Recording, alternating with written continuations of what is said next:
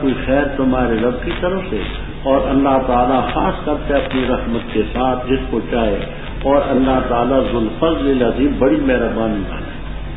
ما وہ چیز ننسخ جس کو ہم منسوخ کر دیں کسی آیت سے، یا ہم اس کو مؤخر کر دیں، لاتے ہیں بہتر اس سے یا اس جیسی۔ کیا تو نہیں جانتا کہ بے شک اللہ تعالیٰ ہر چیز پر قادر ہے؟ کیا نہیں جانتا تو کہ بے شک اللہ تعالیٰ ہی کے لیے ملک آسمانوں کو اور زمین کا ہے؟ خالی تمہارے کی اللہ کے وے کوئی ولی حمایتی اور نہ مددگار۔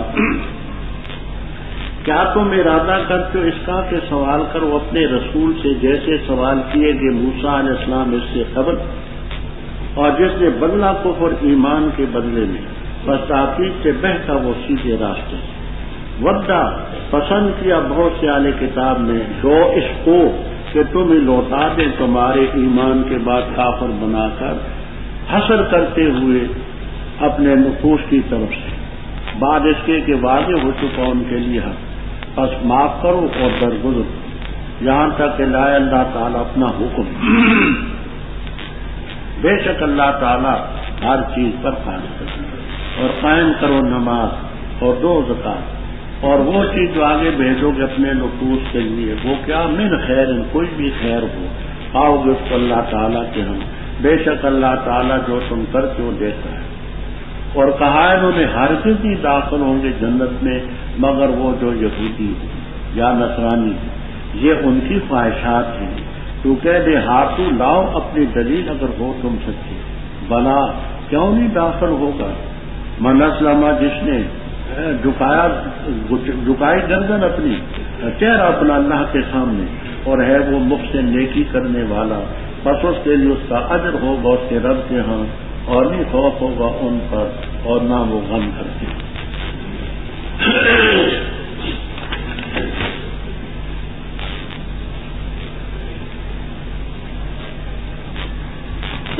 ربط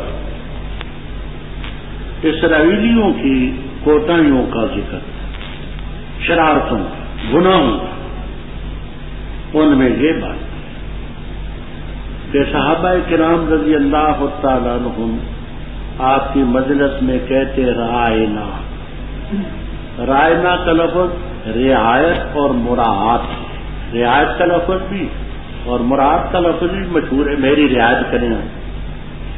ان کا مقصد یہ تھا کہ حضرت ہم میں شہری بھی ہیں، دیہاتی بھی، پڑھے ہوئے بھی ہیں، ان پڑھ بھی، ذہین بھی ہیں، متوسط ذہن والے بھی ہیں، غبی بھی، اور ہر زمانے میں ہر قسم کے لوگ ہوتے ہیں۔ تو آپ ایسا طریق اختیار کریں کہ سب کی رعایت ہم سب سمجھیں۔ تو رائنا کا مجرد مادہ رعایت، مراعات، لفظ بھی ٹھیک تھا، مانا۔ یہودی بڑے خبیث تھے، وہ ذرا امالہ کر کے لین بِأَلْسِنَتِهِمْ، وہ جب کہتے رائنا ذرا امالہ کر کے کہتے، تو رائنا کا لفظ یہ رعونت کی طرف چلا جاتا ہے۔ رعونت کہتے ہیں فلاں میں رعونت، رعونت کے معنی تکبر، خباثت، حماقت۔ تو صحابہ کہتے رائنا، وہ جلدی سے رائنا امالہ کر کے تھوڑا، جیسے صحابہ کرام رضی اللہ تعالیٰ عنہ کہتے تھے السلام علیکم، تو یہودی کہتے السلام علیکم۔ کیا سمجھے؟ کیا کہتے تھے؟ السلام علیکم، نام کھا جاتے، سام کے معنی موت، تو کہتے السلام علیکم۔ ایک موقع پر حضرت عائشہ صدیقہ رضی اللہ تعالیٰ عنہ اندر تشریف فرما تھی، ایک یہودی آیا، اس نے کہا السلام علیکم، انہوں نے اندر سے کہا علیک السلام غلام۔ تو خیر جو بات کرنی تھی کر کے چلا گیا۔ آپ نے فرمایا عائشہ تو بڑی گرم کی کیا بات ہے؟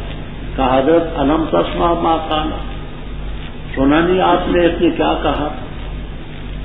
اس نے تو کہا تھا السلام علیکہ اے الموت علیکہ۔ تو آپ نے فرمایا عائشہ الم تسمع ما قلت له، تو نے سنا نہیں میں نے کیا جواب دیا؟ میں نے کہا علیکہ۔ اس نے کہا السلام علیکم، میں نے کہا علیکم، جو تو نے کہا وہ تجھی پر ہوں۔ تو اب یہ رائنا کا لفظ اللہ تعالیٰ نے اس لفظ کے بولنے سے منع کر کیونکہ اس سے غلط فائدہ ہوتا. فرمایا کہ اے ایمان والو تم رائنا کا لفظ میں لفظ بھی ٹھیک ہے مراد بھی ٹھیک ہے لیکن غلط فائدہ اٹھائے گا. اور کہو انظرنا حضرت ہماری تو نظر شفقت کا یہ معنی رعایت کریں اور سنو اور کافروں کے لیے عذاب ہے. دیکھیے اسی قاعدے کے مطابق ہمارے اکابر فرماتے ہیں کہ جو معنی ہے لفظ نہیں بولنا. اب عبد النبی عبد الرسول بعض ہم نے رائے سنت میں مقصود کا حوالہ کرتے ہیں. اگرچہ عبد کے معنی غلام کے بھی ہو، غلام نبی نام اچھا ہے، غلام رسول اچھا ہے، غلام مصطفیٰ اچھا نام ہے، لیکن عبد کے معنی بندہ بھی تو ہوتا ہے. اور یہ اہل بدعت اور مشرکین عبد سے وہ معنی مراد دیتے ہیں. تو چونکہ غلط فائدہ بھی اٹھاتے ہیں اس لیے یہ لفظ کراہت سے خالی نہیں. فتویٰ شرک کا اس وقت دیں جو کہے کہ میں عبد النبی ہوں اس معنی میں جو عبداللہ ہوں تو پھر وہ پکا کافر ہے. کافر ہی نہیں بلکہ ساتھ زن طلاق بھی ہے. کیوں کافر ہوا تو زن طلاق تو خود ہوگا، اس کا نتیجہ ہے. اگر وہ یہ کہے کہ میں عبد النبی اور عبد الرسول اور عبد المصطفیٰ اس معنی میں ہوں جس میں عبداللہ اور عبد الرحمان ہوں تو فی اللہ شک بھی ہے. لیکن اگر یہ کہے کہ میری مراد اس سے غلام نبی، غلام رسول، غلام مصطفیٰ تو اس سلسلے میں اس پر فتویٰ ملے. تو عبد کا لفظ ایسے موقع پر بولنا مکروہ. اور اسی طرح یہاں رسول اللہ کے لفظ ہیں، یہاں رسول اللہ کے لفظ ہم نے بات تبریز النوازر میں مبسوط کر دی ہے باہر کہ یا کا لفظ گویا کہ قریب بعید دونوں کو یاد ہے. اس سے حاضر ناظر کا مفہوم نہیں ہوتا. سلف صالحین بڑے نیک لوگ صحیح العقیدہ، ان کے ارادے برے نہ تھے، عقیدے تھے. ان کے کلام میں اگر ایسا لفظ آئے تو اس سلسلے میں ماں شوق اور محبت کے معنی. اور یہ کیا کہتے ہیں؟ احمد رضا خان صاحب کہتے ہیں ہدایت بخشش میں، بیٹھتے اٹھتے مدد کے واسطے یا رسول اللہ کہا پھر تجھ کو کیا. بیٹھتے اٹھتے مدد کے واسطے یا رسول اللہ کہا پھر تجھ کو کیا. نجدی کو کہتے ہیں. ہم نے اس کے جواب تبریز النوازر میں شعروں میں دے دیا، وہ کہتے ہیں. تو اب اس سلسلے میں صحیح العقید آدمی یا رسول اللہ کہے تو اس کا مفہوم تو یہ نہیں ہوگا کہ حضرت نازل سمجھے، لیکن ایسا لفظ بولنا نہیں چاہیے. کیوں؟ اس لیے کر کے کہ لوگ غلط عقیدہ زیادہ ہیں، اس سے ناجائز فائدہ اٹھاتے. تو قائد ایسے سے سمجھ آیا کہ رائنا کا لفظ بھی نفسی جائز، لیکن چونکہ غلط فائدہ اٹھایا جاتا تھا اس لیے رب تعالیٰ نے پابندی کی. فرمایا نہیں پسند کرتے وہ لوگ جو کافر ہیں اہل کتاب میں سے اور نہ مشرکوں میں سے اس کو کہ تم پر کوئی خیر وہی کتاب خیر رب کی طرف سے، اور حالانکہ اللہ تعالیٰ خاص کر سے اپنی رحمت سے جس کو چاہے واللہ سے سنے. تو کافر بھی نہیں پسند کرتے، مشرک بھی، اہل کتاب بھی، کہ اللہ کی رحمت یعنی وہی کتاب تم پر ہوتے اس کو نہیں پسند کرتے. آگے ان کا اعتراض، یہود نے بھی اعتراض کیا اور مشرکین نے بھی کیا کہ آپ کہتے ہیں یہ خدا کا کلام ہے، تو اللہ تعالیٰ کا کلام ہے تو اس میں نسخ کا کیا معنی؟ پہلی چیز کو منسوخ کیا. مثال کے طور پر پہلے شراب حرام حلال تھی پھر حرام ہے. پہلے مشرک عوروں سے نکاح جائز تھا اب حرام ہو. پہلے مشرکین سے نکاح جائز تھا اب حرام ہو. پہلے گدا حلال تھا پھر حرام ہو. پہلے متا جائز تھا پھر حرام ہو گیا. بے شمار چیزیں. تو اس سلسلے میں اگر یہ خدا کا کلام ہے تو اس میں یہ نسخ ہے. نسخ تو اس کے کلام میں ہو سکتا ہے جس کو انجام کا پتہ نہ ہو، کہ پہلے کوئی حکم دیا پھر اس کی خامی نظر آئی اور اس کے بعد اور حکم دیا. تو یہ خدا کا کلام، اس میں نسخ کا کیا معنی؟ سرسوتی کے 10 مشہور اعتراضات ہیں، ان میں 9 کا جواب حضرت مولانا محمد قاسم نانوتوی رحمہ اللہ تعالی نے انتصار الاسلام میں دیا ہے، اور 10ویں کا جواب دیا قبلہ نما میں. قبلے کے مسئلے پر بھی اس نے اعتراض کیا کئی شکوں میں. ایک یہ کہ نسخ کیوں ہے؟ پہلے قبلہ وہ کعبہ ہے، پھر مسجد اقصی ہے، پھر یہ ہے. تو یہ خدا کی باتیں ہیں، اللہ کو معلوم نہیں تھا کہ پہلے وہ تھا پھر یہ تھا.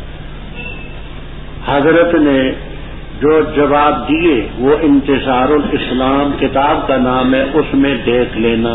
میں نہایت اختصار سے 2 باتیں عرض کرتا ہوں. حضرت نانوتوی رحمہ اللہ تعالی نسخ کے مسئلے کے متعلق تفصیل کرتے ہوئے فرماتے، کہتے پنڈت جی تم کہتے ہو کہ نسخ وہ کرتا ہے جو اس کو علم نہیں، یہ تمہارا قاعدہ ہے. دیکھیے ایک شخص ہے بیمار، بات غور سے سننا بیٹھے. ایک شخص ہے بیمار، حکیم اور ڈاکٹر ماہر اس کا علاج کرتا ہے. پہلے دن اور دوا دے گا اس کے مزاج کے مطابق، دوسرے دن اور دے گا، تیسرے دن اور دے گا، چوتھے دن اور دے گا. جیسے جیسے اس کے مزاج کے موافق ہوگی دوا بدلتا رہے گا. یہ دوا بدلنا جہالت نہیں بلکہ کمال علم ہے. جس طرح جسمانی بیماریوں میں ادویہ کا بدلنا جہالت نہیں، اسی طرح روحانی بیماریوں میں بھی حکیم علیہ السلام نے بدل کر کے نسخے دیے. سمجھ آ گئی بات؟ دوسری بات کہتے ہیں پنڈت جی تم اس کے قائل ہونا ہے کہ بچہ آج پیدا ہوتا ہے کل مر جاتا ہے، آج تندرست ہے کل بیمار ہے، آج بادشاہ ہے کل گدھا ہے، آج امیر ہے کل غریب ہے. یہ اللہ کے حکموں میں یہ جو تکوینی قسم کے حکم ہیں، ان تکوینی قسم کے حکموں میں تغیر تو تم بھی مانتے ہو، انکار تو نہیں کر سکتے. تو رب کو یہ علم تھا کہ اس بچے کو ہم نے مارنا ہے تو دیا کیوں، تندرست کرنا ہے تو بیمار کیوں کیا، گدھا بنانا ہے تو بادشاہ کیوں بنایا. تو اللہ تعالیٰ کے حکم 2 قسم کے، ایک تشریعی ہے تکوینی. تو تکوینی احکام میں تو تغیر کا انکار تم بھی نہیں کر سکتے، مانتے ہو. فما ہوا جوابکم ہوا جواب. یہ خلاصہ ہے اس بات کا جو میں نے عرض کی ہے. والتفصیل فی انتصار الاسلام کتاب کا نام. اب بات سمجھ، ما موصولہ ہے بمعنی الذی، وہ چیز جو ہم منسوخ کرتے کسی آیت کو. اور ننسیہا کا مجرد مادہ کیا ہے؟ ایک یہ ہے کہ ننسیہا نسیان سے ہے، ہم اس کو بھلا دیتے ہیں. اور نسخ کی ایک قسم ہے نسیان، کہ حضرت صلی اللہ علیہ وسلم کے ذہن سے چیز کو کلیتاً نکال دیا جائے. اس پر ہم نے قدر تفصیل سے بات کی ہے اظہار العیب نامی کتاب میں. اظہار العیب طبع شدہ کتاب، فتح الباری، عمدۃ القاری وغیرہ سے ہم نے بات کی کہ نسخ کی ایک قسم ہے نسیان. تو یہ معنی ہے کہ ہم منسوخ کریں کسی آیت کو یا ہم اس کو بھلا دیں، لاتے ہیں بہتر اس سے جو اس جیسے. دوسرا یہ ہے کہ اس میں نن سے حمزے کے ساتھ کراتے ہیں. ہماری جو ہے نن سے یہ حمزے کے بغیر قرات ہے. قراء سبع میں سے 2-3 نے حمزے کے ساتھ پڑھی ہے. نسیۃ کے معنی انما النسیء زیادۃ فی الکفر، جس کا معنی مؤخر کرنا. تو ان کی قرات میں نن سے حمزے کے ساتھ معنی یہ ہے کہ ہم اس آیت کو مؤخر کر دیں. مؤخر کرنے کا معنی یہ ہے کہ حکم اس کا باقی رہے، تلاوت منسوخ ہو. جیسے الشیخ ہو والشیخۃ اذا زنیا فرجموہما نکالا من اللہ. یہ بات آپ نے سمجھ لی ایک مادہ مجرد نسیان، تو نسا کی ہے قسم یہ ہے کہ بالکل آپ کے ذہن سے اس کو فراموش کر دیا ہے۔ دوسری قرات ہے نون سے ہاتھ حمزہ، وہ نصیحتم سے، یا اس آیت کو مؤخر کریں، حکم اس کا باقی ہو اور آیت کے لفظ منسوخ، تو اس سے بہتر لاتے جو جیسے لاتے۔ اب بہتر کی مثال سمجھیں، آگے قرآن کریم سورۃ الانفال میں انشاءاللہ العزیز آپ پڑھیں گے۔ پہلے ایک مسلمان کو 10 کافروں کا مقابلہ کرنا ضروری تھا، بعد کو ایک مسلمان کو 2 کافروں کا مقابلہ کرنا ہے۔ اب 2 کے ساتھ مقابلہ آسان ہے بنسبت 10 کے مقابلے۔ یہ میں نے قرآنی مثال دی تاکہ آپ کے ذہن میں 10 کے ساتھ مقابلے سے 2 کے ساتھ بہتر۔ تو پہلے تھا 10 کا مقابلہ، اب 2 کا مقابلہ، یا اس جیسی ہو۔ اس جیسی کا مطلب یہ ہے کہ مثلا آگے آئے گی تفصیل کہ آپ جب مکہ میں تھے تو کعبۃ اللہ کی طرف رخ کر کے نماز پڑھتے تھے، مدینہ طیبہ گئے تو 16 یا 17 مہینے مسجد اقصیٰ کی طرف نماز پڑھتے۔ اب منہ کرنا جتنا ایک طرف ہے اتنے دوسری طرف، اس میں کوئی زیادہ آسانی تو نہیں ہے، تو اس جیسا ہے، لیکن اس میں حکمتیں اپنے مقام پر آئیں گی کہ بجائے مسجد اقصیٰ کی طرف منہ کرنے کے کعبے کی طرف منہ کرنے کا حکم کیوں دیا، یہ دوسرے پارے میں بات آ رہی ہے۔ الم تعلم، کیا تو نہیں جانتا کہ اللہ تعالیٰ ہر چیز پر قادر ہے؟ جب قادر ہے تو جو چاہے کرے۔ کیا نہیں جانتا کہ اللہ ہی کے لیے ملک آسمانوں کو اور زمین کا، تو اپنے ملک میں جو چاہے تصرف کرے، کوئی نفق پر اعتراض نہیں ہو سکتا۔ اور نہیں تمہارے لیے اللہ کے بھرے اس کے نیچے کوئی ولی اور نصیر۔ ولی اور نصیر کا فرق سمجھنا۔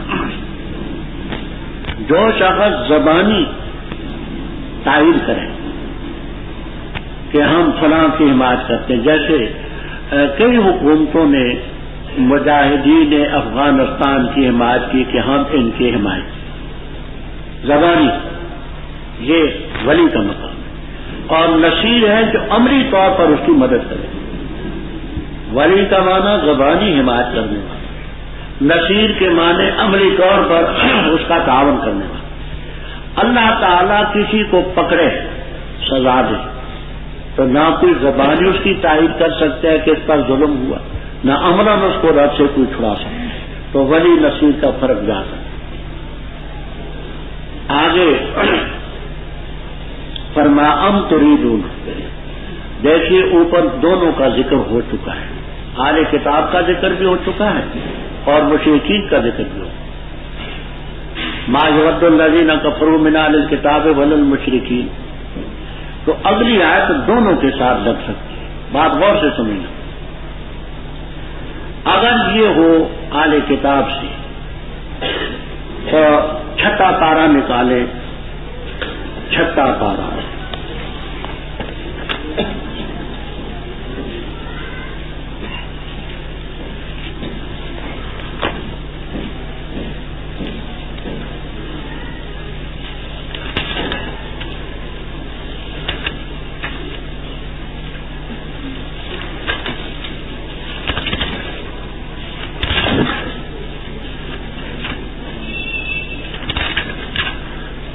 یہ دیکھیے چھٹے پارے کا دوسرا رکوع ہی شروع ہوتا ہے۔ اعوذ باللہ من الشیطان الرجیم، بسم اللہ۔ یسألک اہل الکتاب ان تنزل علیہم کتابا من السماء فقد سألوا موسیٰ اکبر من ذلک۔ لگ رہا جی بات؟ تو اہل کتاب نے آپ سے کیا سوال کیا کہ اگر تو نبی ہے تو کتاب دفعتاً آسمان سے ایک دفعہ کیوں نہ اترتی ہے، تھوڑی تھوڑی کیوں اترتی؟ ایسے جیسے موسیٰ علیہ السلام سے سوال کیا تھا ارنا اللہ جانا۔ اچھا، اور اگر اس کا مصداق ہو مشرکین تو وہ 15ویں پارے سورہ بنی اسرائیل میں آئے گا، وہ جہاں انہوں نے فرمائشی معجزات کا مطالبہ کیا، وہ لن نؤمن لک حتی تفجر لنا من الارض، آگے اور بیت من زخرف اور ترقى في السماء تنزل علينا كتابا من السماء. تو پہلے چونکہ اہل کتاب کا ذکر بھی ہوا ہے اور انہوں نے بھی ایسا بیجا سوال کیا تھا اور مشرکین کا ذکر بھی ہو چکا ہے، انہوں نے بھی ایسا بیجا. تو فرماتے اے مشرکین اور اہل کتاب، کیا تم ارادہ کرتے ہو کہ اپنے رسول سے سوال کرو جیسے موسیٰ علیہ السلام سے سوال کیا گیا پہلے، رب ارینا جہرتن وغیرہ، اور جو کفر کو بدلے ایمان کے بدلے میں تو سیدھے راستے سے بن گیا. پہلے گزر چکا ہے کہ ایمان جو فطری طور پر آ سکتا. فرمایا یہ لوگ بڑے ضدی ہیں، مانیں گے نہیں، ورنہ پسند کرتے بہت سے اہل کتاب لو، یہ لو بھی مصدریتن بمانے ان، شرطیہ نہیں ہے، پسند کرتے ان اس کو کہ تم ہی لوٹا دے تمہارے ایمان کے بعد کفارن کافر بنا کر. حسدن یہ مفعول لہو ہے یردو کا، لاجل الحسد من انجن، کفارن یہ مفعول بھی ہے، حسدن مفعول لہو ہے، یہ کافر تمہیں بنا دیں لاجل الحسد من انجن، بعد اس کے کہ ان کے سامنے حق واضح ہو چکا ہے. اب حسد کا مفہوم سمجھو. حسد بری ہے، اس کے برے ہونے کے لیے اتنا ہی کافی ہے کہ قرآن پاک میں رب تعالیٰ نے اس سے پناہ کا سبق دیا ہے. قل اعوذ برب الفلق الی قولہ ومن شر حاسد اذا حسد، حسد کرنے والے کے شر سے بھی میں پناہ دیتا ہوں. تو بری شے جبھی تو پناہ کا سبب.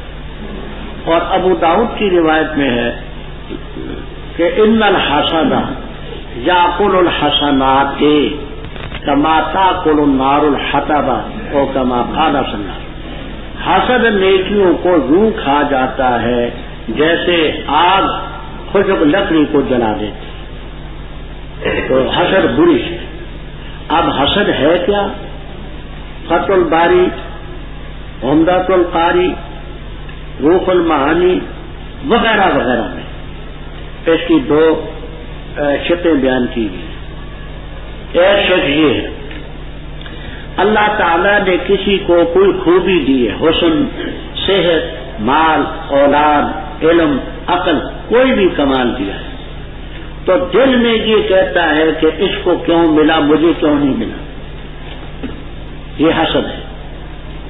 ایک ہے وسوسہ غیر اختیاری، اس میں گرفت نہیں ہے. ہضم کے درجے میں، ارادے کے درجے میں یہ کہے کہ اس کو کیوں ملی، مجھے کیوں نہ ملی، یہ بھی حسد ہے. اور دوسری شک یہ ہے کہ کہے چلو مجھے نہیں ملی تو نہ صحیح، خدا کرے اس کے پاس بھی نہ رہے. یہ حسد کی دوسری شک ہے. حوالے میری کتابوں کے دیکھیے. ایک ہے غیبتہ، اغتباط، جس کو کہتے ہیں رشک، وہ جائز ہے. اس کا مطلب یہ ہوتا ہے کہ اللہ تعالیٰ نے کسی کو کوئی خوبی دی ہے، کہتا ہے اللہ جیسے اس کو دیا مجھے بھی دے. حسد میں اس سے ازالہ مقصود ہوتا ہے کہ اس کے پاس نہ رہے. غبطے میں یہ نہیں، غبطے میں یہ ہے کہ اس کے پاس رہے، جیسے اس کو دیا مجھے بھی دے. اس کو غبطہ بھی کہتے ہیں، اقتباس بھی کہتے ہیں، فارسی والے اس کو رشک کہتے ہیں، اردو میں بھی رشک کہتے ہیں. یہ جائے. اچھا، فاقو وصفہو نہیں نوٹ کر لینا آئندہ پھر ان لفظوں کے. عموماً عادت یہ ہے کہ ایک لفظ کی جب بات ہو جائے تو پھر آئندہ دوبارہ بغیر کسی خاص مقصد کے میں دوبارہ نہیں کرتا، فرصت ہی نہیں ہوتی، کیونکہ بار بار ان کو دہرائیں تو پھر کہاں تک پوری پڑے گی. اور میں نے پہلے عرض کیا تھا کہ بہت سارے ایسے مدارس ہیں جہاں دورہ تفسیر صرف چند مسئلوں کا نام ہے، صرف چند مسئلے، ان مسائل پر ہفتہ لگے، دو لگے، لکھواتے ہیں، حوالے، کتابوں کے ڈھیر، یہ وہ، باقی کچھ نہیں. ہمارا یہ طریقہ، وہ مسئلے بھی اپنے اپنے مقام پر آئیں گے، لیکن ہم مقصد یہ ہے کہ قرآن کریم اول سے آخر تک آپ کو ترجمہ بھی سمجھ آئے، ربط بھی سمجھ آئے، شان نزول بھی سمجھ آ جائے، اس کی ترکیب بھی سمجھ آ جائے، قرآن پورا سمجھ آئے. ہمارا مقصد